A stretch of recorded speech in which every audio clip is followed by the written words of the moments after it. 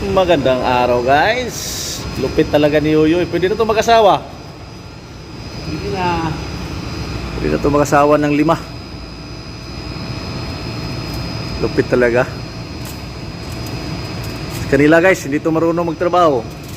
Pira o lumalapit sa kanila guys eh. Dito siya naghanap ng pira, pero isang oras lang ubos. Grabe. Oras lang. Ganda talaga yan guys. So, puwil. Full gamit eh. Kaya mabilis. Mabilis talaga pag full.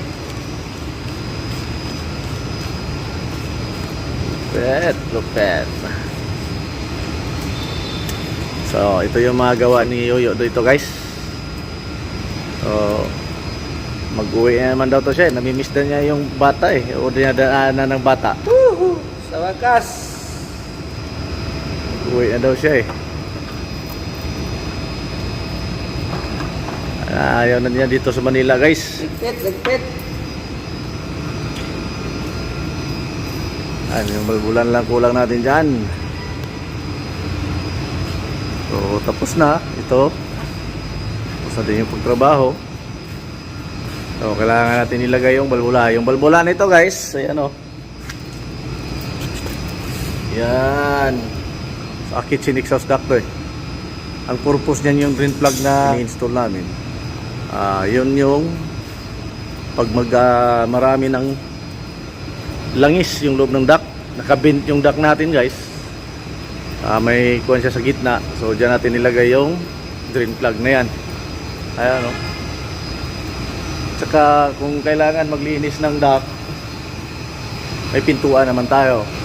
Bawat kuwan guys may mga pintuan para paglilinisan ni maintenance tong duct nito. Kung marami ng dumi sa loob, pwede nila buksan yan o papasukin yan sa loob. Tsaka pwede nila buksan to para dadaloy din yung mga langis dyan. So hanggang dulo to guys, may mga drain plug yan at saka may mga pintuan. Access door yan, punta doon sa dulo.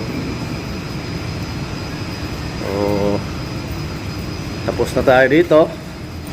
So kompleto na tong drain plug natin dito guys. Dito na yan, drain plug. Bawat drain plug dyan sila may pintuan din dito sa gilid. Drain plug, pintuan, yan. So yan, mga pintuan yan. So yan guys, mamaya na. Pinapakita ko lang sa inyo kung ano yung mga ginagawa namin dito.